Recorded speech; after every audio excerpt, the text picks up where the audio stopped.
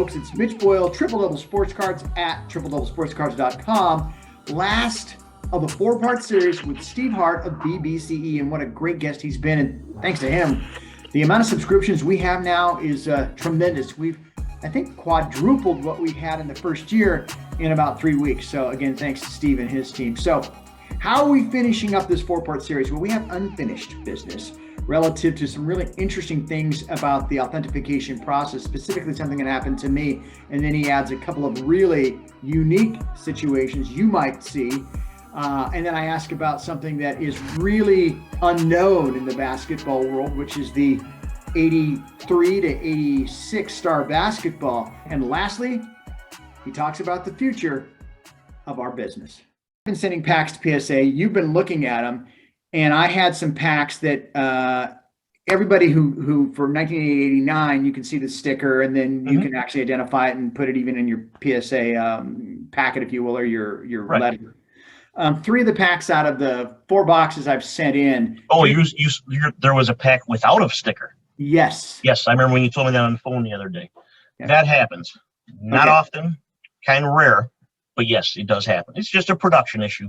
The Fleer machine that jams the sticker in the pack just wasn't operating correctly. You know, I believe on one of those finds of the 86 Fleer, I think the storage locker find, one of the 7 boxes had a pack in it with no sticker. Now, the boxes were ironclad, untouched, and perfect. And here's an example of a pack, no sticker. So it's just a production issue. In fact, I've got a better story for you. One time I authenticated a box of 86 Fleer basketball for a customer, and I'm doing the sticker collation count. And I'm looking at the back of the pack, and I'm like, what is that? And I'm looking a little bit harder. It's a Pittsburgh Pirates logo on the back of a pack of 86 Fleer basketball. And then the pack below it had a Detroit Tigers logo on the back of the sticker. All it was maybe it was the same time they were making Fleer basketball as they were making the Fleer updates in baseball. And if you remember, the update sets had those stickers of the logos in there. Maybe just Fleer printed the front of the sheet basketball cards, and the back of the sheet, the printing made the logos. It's a very crude process. Anything could happen. Packs with no gum happen. Pack with no stickers happen. Packs, like I just told you, where the front of the card was a Michael Jordan sticker and the back of the card was a Cincinnati Reds logo. Are those packs worth any more? Would they be, or would be like, no? To some people, yes. Yeah. To me, I kind of think it's more of a mistake. Yeah. But to some people, it's unique. So it all your personal preference. Huh. But I've seen a lot of situations like that. Very rare, where you wouldn't believe it, but I've seen it. Here's, speaking of authentication and something that's unique to the basketball industry, is the star material. And I promise you the next question will be about the future, but it made me think of this because out of SCD, Sports Collectors Digest, back in the 1990s, there was a company called Bagman. Do you remember them by any chance? Out of California. Yeah. Lloyd was his name? I don't remember, but Lloyd Lee, something like that. Wow. Okay. Well, I'm glad you know that. That's a good sign. Meaning, I hope that they're fairly reputable, because I bet you I bought 30 uncut sheets. That's what he was selling at that time for 2 weeks. Okay. So do you know anything about that? Is that legit? I actually was on a Star Facebook page and I asked folks and nobody knew. Okay. Star basketball is not my complete expertise. As long as they were regularly issued sets, like the regular set, the Gatorade, okay. Yep. Most likely they're fine. Yeah. Where you get in those situations is those sets that all of a sudden appeared out of nowhere in the early 90s that were never really distributed by Star. When you have uncut sheets of those, that's a problem. No, as a matter of fact, it's every card on these sheets tie with how many cards should be in each bag, I guess is what they did. Yes, so that's a pretty good sign. Yes. Yeah. Okay. So let's talk about, we talked about the future of grading on authentication, and it sounds like, obviously, based on you saying for 7 or 8 years it wasn't going to be good, and then last year you said it's going to be great. It sounds like you're pretty positive about that. But let's talk about some of the new platforms that are out there where people are buying shares of cards, and they're buying NFTs. What is your opinion about that? maybe I'm kind of old because I don't understand this NFTs. I've had people explain it to me. I still don't understand it. In my mind, it's absolutely ridiculous.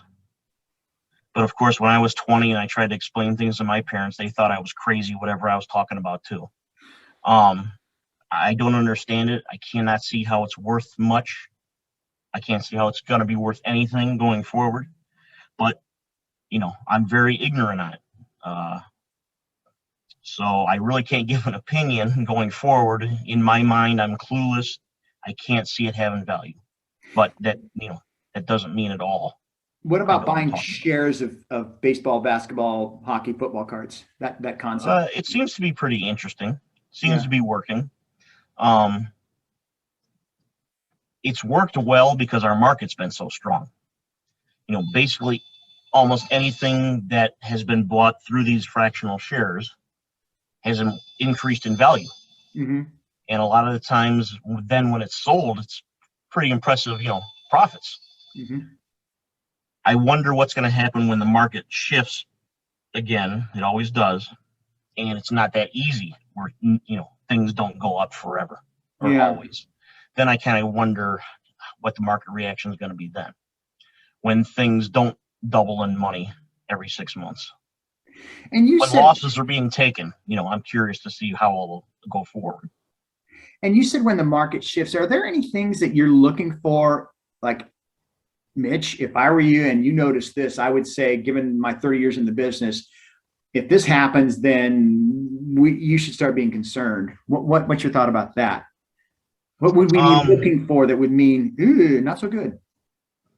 A labor negotiation issue, Major League Baseball, a strike, especially a strike that lasts a long time and maybe cancels a season, like back in the 90s. If this was to happen with baseball, basketball, football, hockey would hurt too. But, obviously we know hockey is the least of the four markets. Yeah. Baseball would be bad if there was a, labor stoppage for an extended period of time. It would also be outside forces of our industry. Another economical issue, something, something major nationally, worldwide, is, an issue outside of our industry, I think could change it. Things out of our control, I think, could happen. Okay. Otherwise, people love sports. They always have and they always will. Yeah. So the market's just not going to disappear.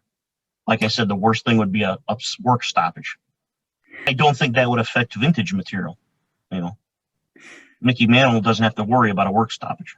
So that kind of asks the next question. I have just two left, and here's the next one. And that is, with the separation of some of the big manufacturers like Topps and Panini from Major League Sports and Fanatics now owning the rights to that, I guess, the next 2 or 3 years, what's your feeling about how the industry for new product might be affected? And I guess the B part would be, what do you think that means for vintage, if there's any effect at all about the more current stuff? The vintage, no effect at all, in my opinion. None at all. Going forward, I've thought about this quite a bit, and I'm really not sure what's going to happen. We were talking today. Do you think maybe Topps will let the presses roll? Over the next few years, does Topps maybe decide, let's get all we can? Let's increase the price and let the presses flow? I don't know. I guess Panini could do it too. Yeah. I'm concerned of the unknown of what's going to happen with Fanatics taking over. They've never printed a card. They've never produced a card. They've never shipped a card. Of course, this can all be taken care of. It's not that difficult to print and produce. I don't know, if they're going to use distributors, or if they're going to sell direct to the stores like mine, or if they're going to sell direct right to the customer, right off their website. We don't know the details there yet. The next and last question about the future is more near future, and that is this separation with eBay and PWCC. Any initial thoughts from your standpoint about, obviously nobody likes shill building, but anything else? What's your thinking about that? Very surprising. Anybody who thinks that shill bidding isn't prevalent from everybody on eBay is lying to themselves, and stopping it is even more difficult, I would say. I mean, anybody could put an item up on eBay and have their Aunt Betty in a state 500 miles over bid on it, and nobody would ever know. I mean, I know how you could see bid histories and stuff like this, but if it's done carefully and slowly and properly, I'm sure nobody would even bother to look. So it's very surprising. I'm sure that PWCC was their biggest player in the sports card industry too, for eBay. There's been conjecture that part of that, at least from PWCC standpoint, was that eBay kind of read the tea leaves and said, perhaps we're going to separate anyway because they're going to do their own thing without us. Do you think there was any truth to that? I don't know. Yeah. Why,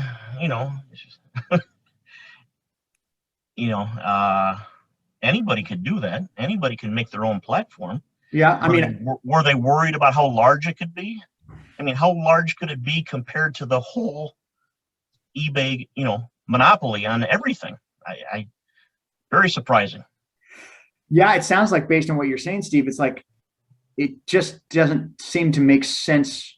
And it's hard to find why it would make sense. Yes. I mean, if they're that worried about a baseball card company competing with them that much, you think they'd be a lot more worried about the Amazons and the companies out there with, trillions of dollars in backing, not so much a company out of Oregon. So a great way to end on this with PWCC and all that's going on there. They're doing their monthly auctions now. I think early on, the value there is going to be immense. I don't think people understand the process and how they can get what they used to have. They do their, I think, premium auctions, but this is a more monthly auction, which is a lot more affordable. And I, for sure, will be on top of that. Most of all, it's important to thank the people at BBCE and specifically Steve Hart. He graciously gave his time and gave us so much information I think we're all going to find helpful. So thank you, Steve, and your team. Lastly, what do we do next? Well, we are going to look at that 83-84, 84-85, and 85-86 Star Basketball, those uncut sheets. I think you're going to find them really interesting. They are truly unique. I've seen a few of them out there, but not very many. So until then, thanks so much for subscribing. Your comments, by far and away the most important thing. Thank you for that. I'm Mitch Boyle, Triple Double Sports Cards at tripledouble sportscards.com. Yo, K, can you give it a rest? You're acting like we're all the best.